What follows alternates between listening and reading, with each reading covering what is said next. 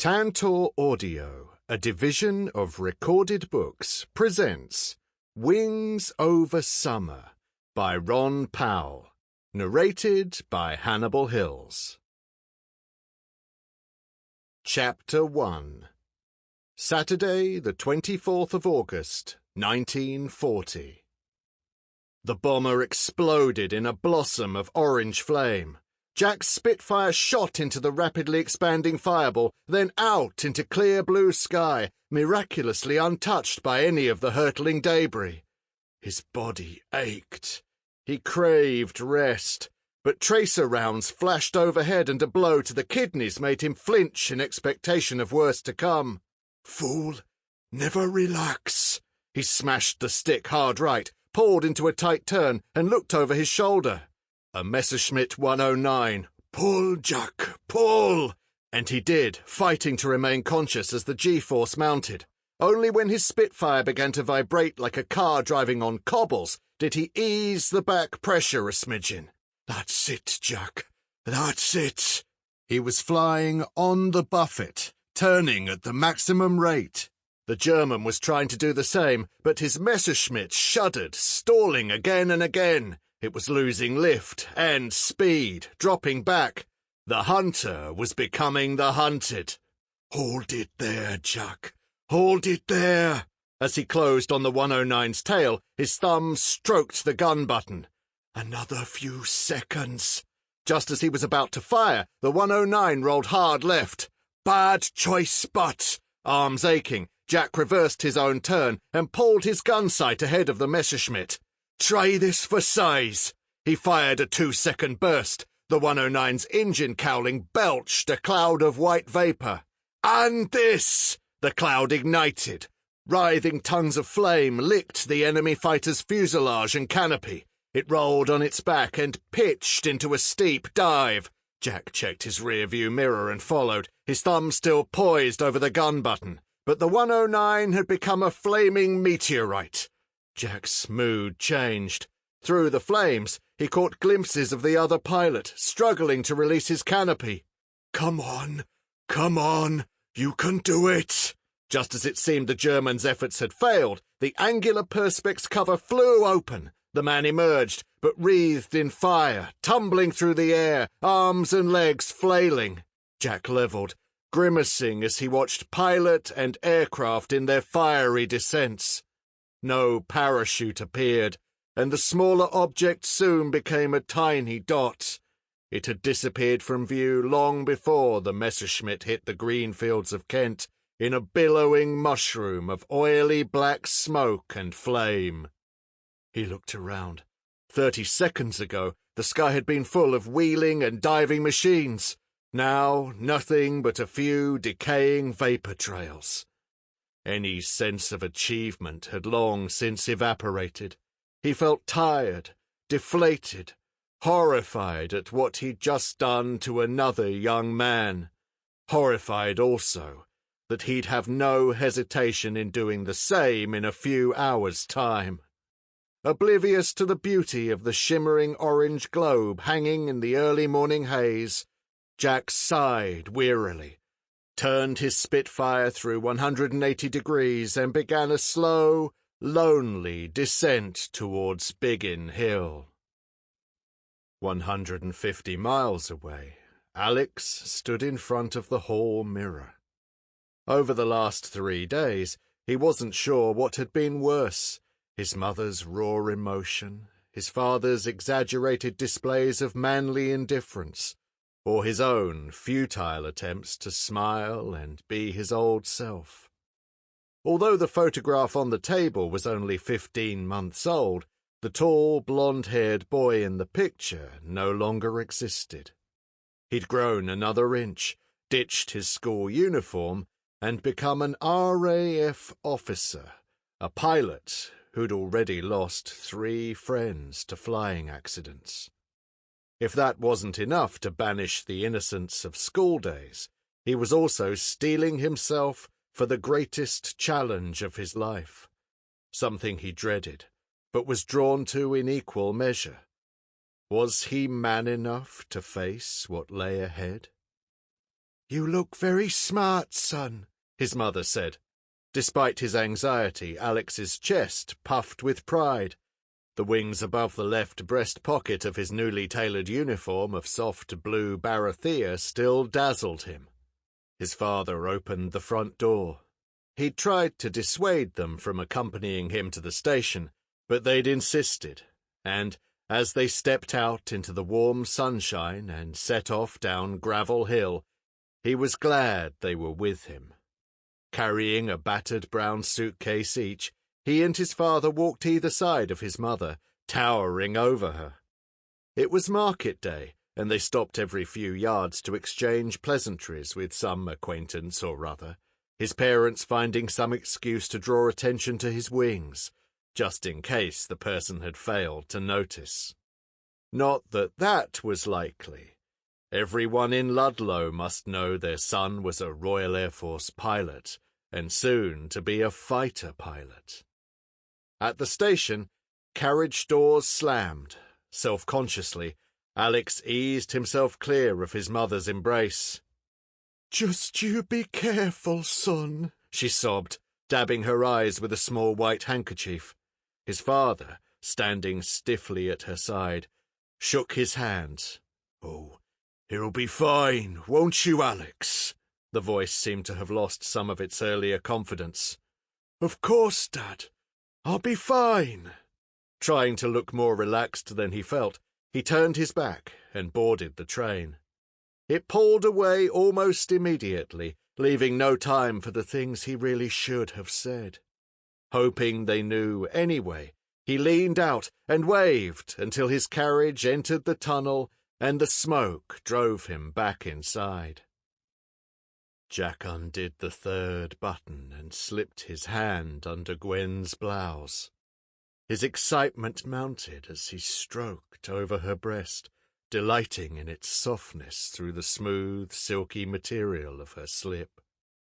Her breath caught as he reached the hardening bud of a nipple. Cupping his hand, "You'll be joining B-Flight." He screwed his eyes closed and tried to stay with the daydream. Her breasts. "Your flight commander will be Flight Lieutenant Waters." It was hopeless. The more he tried to shut out the words, the more impossible it became. Giving in to the inevitable, he sighed, opened his eyes, and drew his wiry frame up the battered leather armchair. 10 yards away, towards the end of the dispersal hut, 2 young men stood to the side of the adjutant's desk. Jack surveyed them with a mixture of curiosity and pity, while the fatherly administrator, George Evans, a mustachioed veteran of the Great War, bombarded them with the minutiae of squadron routine, details that would soon lose all significance in the confusion of daily life. And death. Like Jack, both were sergeants, 3 chevrons adorning each arm just below the shoulders of their off-the-peg uniforms of coarse blue material. One was about Jack's age, early 20s, while the other looked no more than 18. But most importantly, each wore a pilot's badge on his left breast. The squadron badly needed replacements. Yesterday, a new boy who'd stood in the same place had failed to come back. The adjutant mirrored his own thoughts. "I'm afraid you won't get much time to settle in before you're in the thick of it." "That's fine by me," spouted the younger sergeant, looking round self-consciously to judge the effect of his bravado. Jack tried not to be too cynical at the parade ground smartness and enthusiasm. It could have been him 4 months ago. "Good, that's the ticket," George encouraged. "But I'll try and keep their hands off you for the rest of the morning at least." Jack felt a nudge at his elbow and looked across at a scruffy individual reclining wearily in the battered armchair next to his. "Pound to a penny, they don't last the next 3 days, old boy." He was inclined to agree. It would be a minor miracle if both the new arrivals survived their first week, and it wouldn't be unheard of for both of them to fall by the wayside. But he tried to be a bit more positive. "Oh, give them a break, will you, Binky? We survived, didn't we? Suppose you're right, my fine Welsh wizard. But we seem to be falling fast at the moment. Not for the first time, Jack was struck by the contrast between his harsh Barry accent and Flying Officer Clifford Binkman's cut-glass delivery. He decided not to mention how close he'd just come to adding to the growing list of casualties. If the 20mm cannon shell that had embedded itself in his seat armour had exploded. But he was surprised at his friend's public display of pessimism. He was usually so upbeat. Still, mustn't dwell on things, must we? Onward and upward and all that. Binky's attempt to reassert his usual optimism sounded decidedly half-hearted. Jack looked on with genuine concern as the handsome young Cambridge graduate slumped back in his chair and closed his eyes. Roused out of his own torpor for the moment, he watched George Evans lead the two new pilots through the door to the adjoining locker room. He ran a hand through his unruly black hair. Must find time for a haircut. And looked around.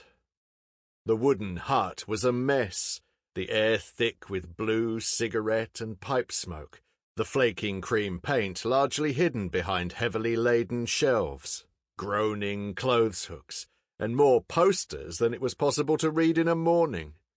7 or 8 leather armchairs lined each side wall. All contained recumbent figures dressed in a variety of flying kit, most with their feet resting on a line of cluttered low tables running down the centre of the room.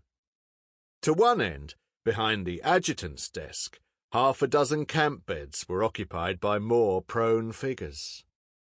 At this time of year, no one wore the bulky flying suits provided. They preferred to fly in their uniforms, some in their blue jackets, some just in shirt sleeves.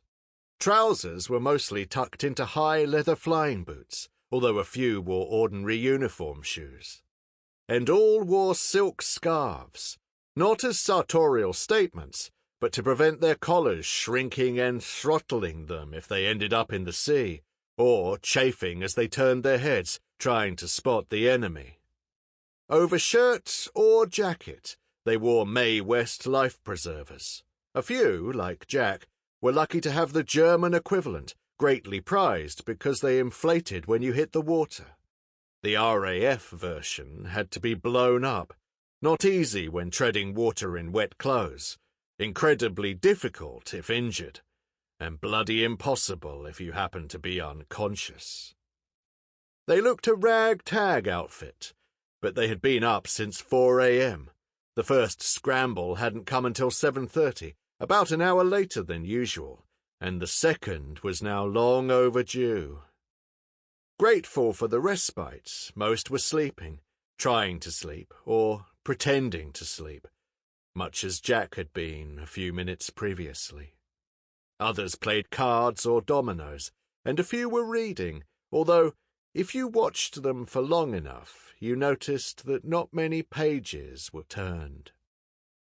At the far end of the room, just outside the offices of the squadron and flight commanders, was the ops desk. Sitting atop it, amongst a jumble of paperwork, was the device that ruled their lives.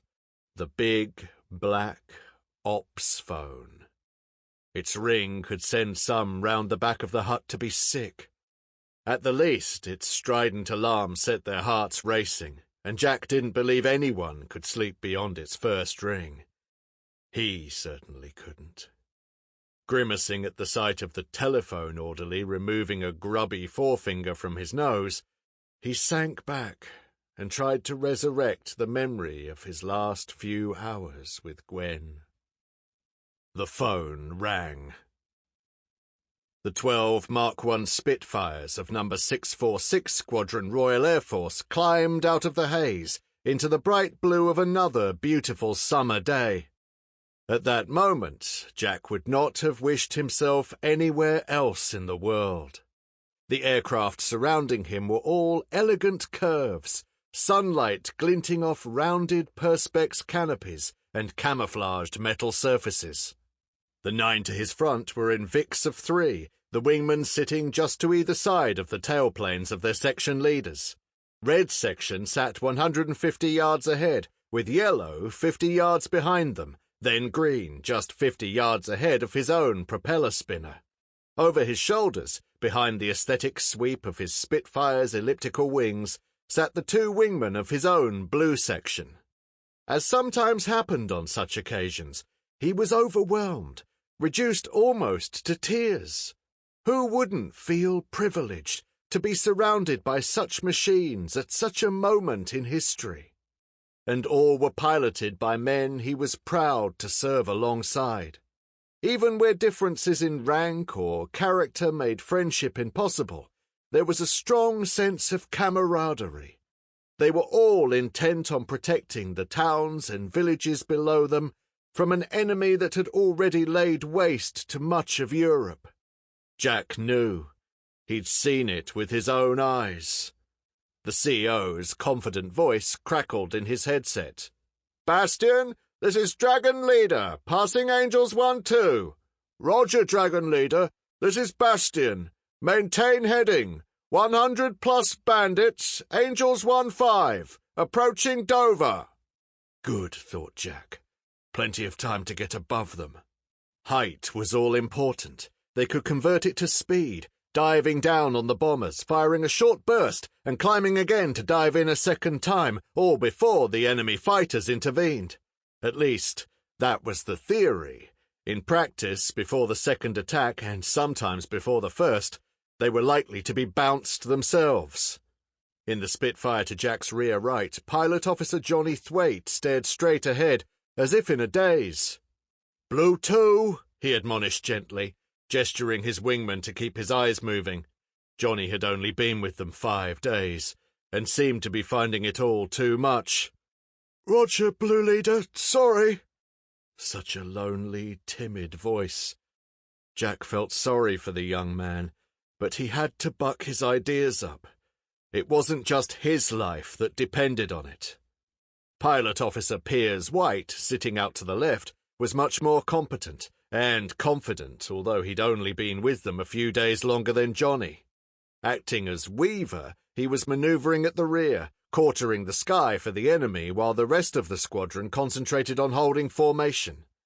Arse and Charlie was a position of trust, but a vulnerable one. They were usually the first to be attacked. As expected, Piers's head and eyes were in constant motion. Good. At this time of day, he'd be paying special attention to the area to his right, to the south, looking with watering eyes for the Hun in the sun. Jack gave him a thumbs up. The young man returned the gesture, his eyes creasing above his oxygen mask in what Jack knew was a broad smile. "Bastion, this is Dragon Leader," the CO's voice broke in again. "Tally-ho, tally-ho! 100 plus bandits, 11 o'clock, slightly high." "Roger, Dragon Leader. Remember, priority to the bombers, and watch out for snappers. Good luck. Bastion out." Jack gestured his 2 wingmen to keep their eyes moving. The rest of the squadron would probably be looking towards the bombers, oblivious of anything else, such as roving enemy fighters. But even he couldn't resist a quick glance to the left. Cripes!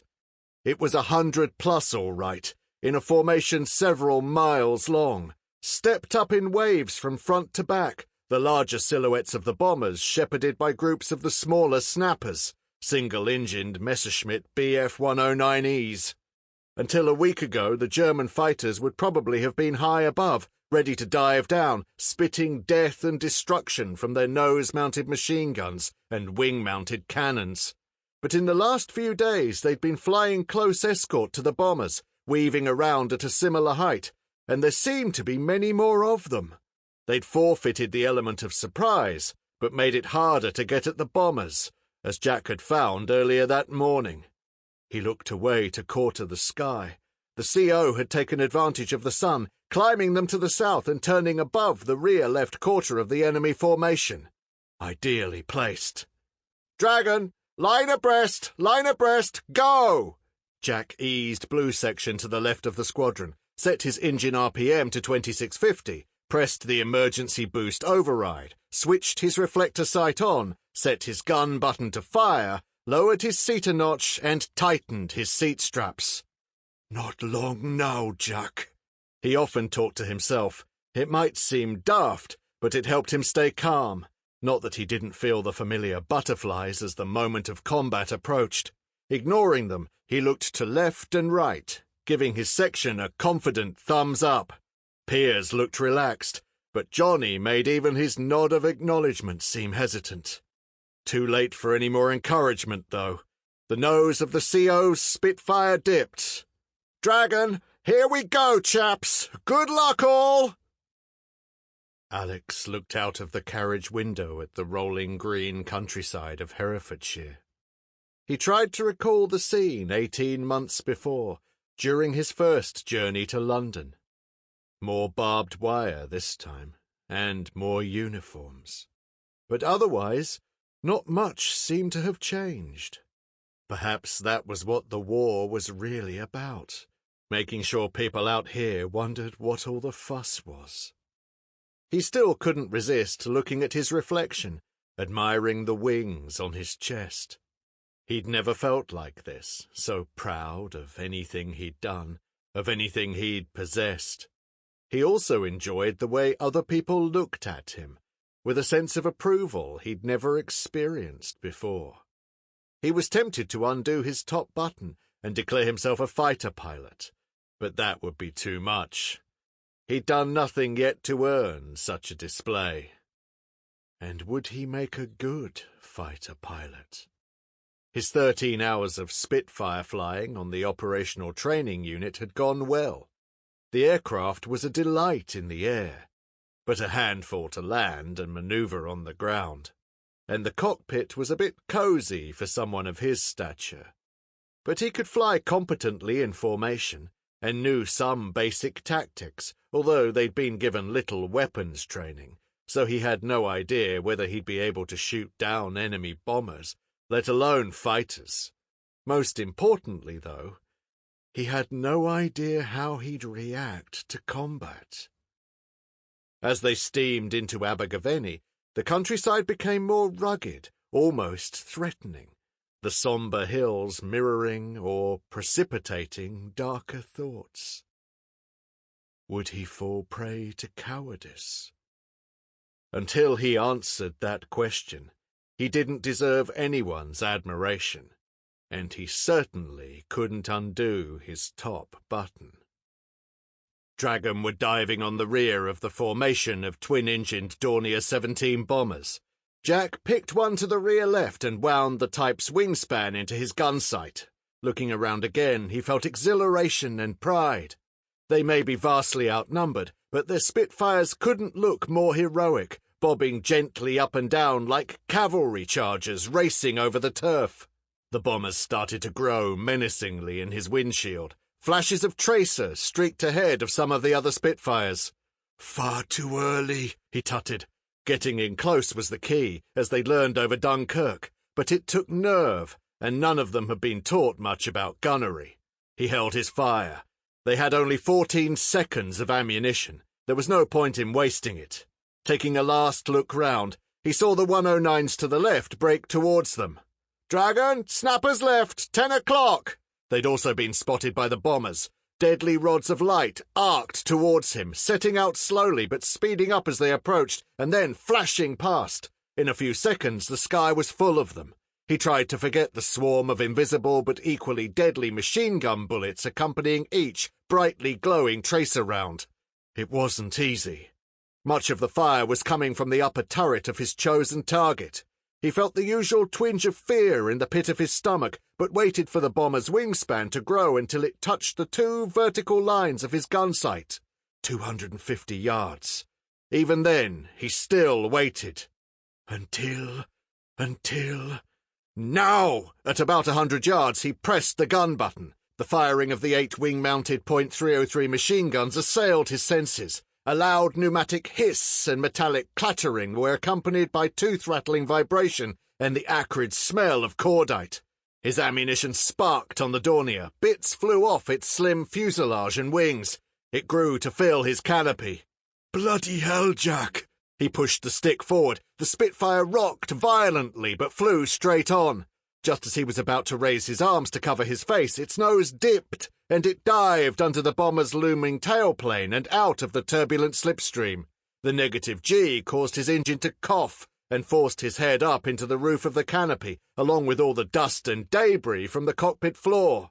As the engine recovered, he shook himself and looked around. Nothing on his tail yet, but a 109 was closing on Johnny.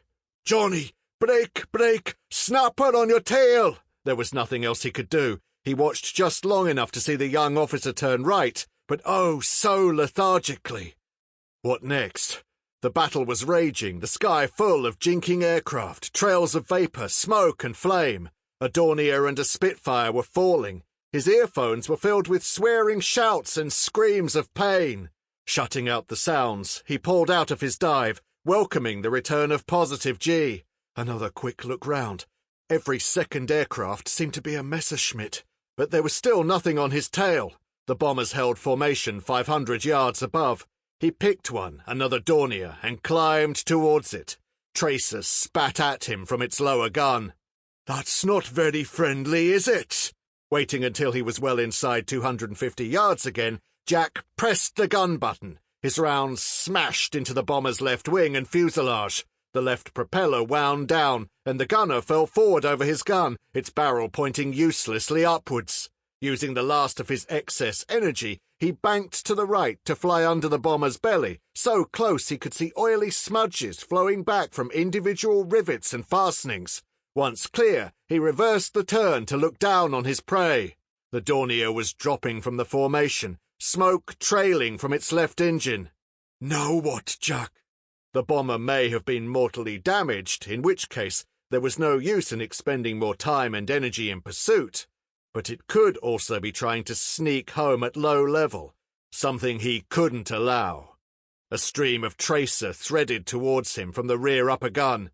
That does it! He rolled in for a rear quarter attack, aiming a long burst at the right wing and front fuselage. The Dornier's perspex canopy shattered, and a finger of smoke and flame appeared from under the cowling of the right engine.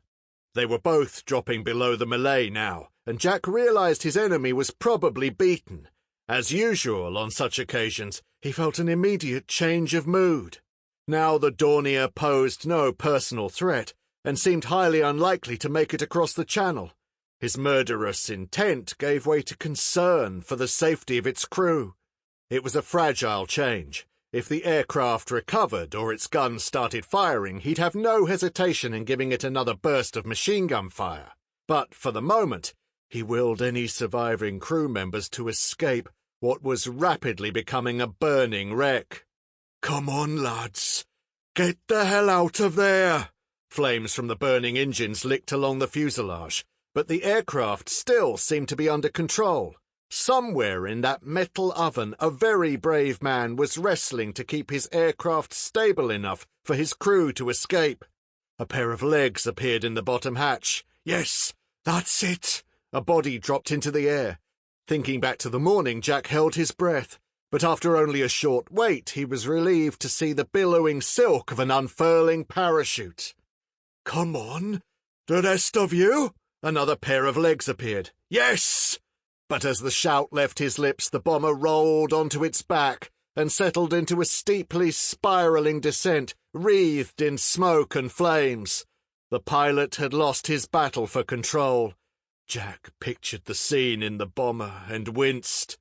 He watched the plummeting fireball for a short while, but saw no more legs or parachutes. "Quiet," the young officer said, adjusting his sling and fixing the two sergeant pilots with piercing blue eyes. Startled at their guide's sudden intensity, the NCOs obeyed without question, realizing as they did so that a hush had fallen. The ground crew, until now working noisily on the few aircraft not in the air, had fallen into silent inactivity, eyes turned expectantly to the southeast. The unmistakable sound of a Merlin engine signaled the impending return of the Biggin Hill fleet.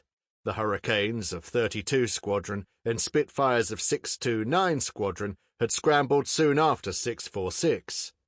The sergeant sensed excitement in... Sample complete. Ready to continue?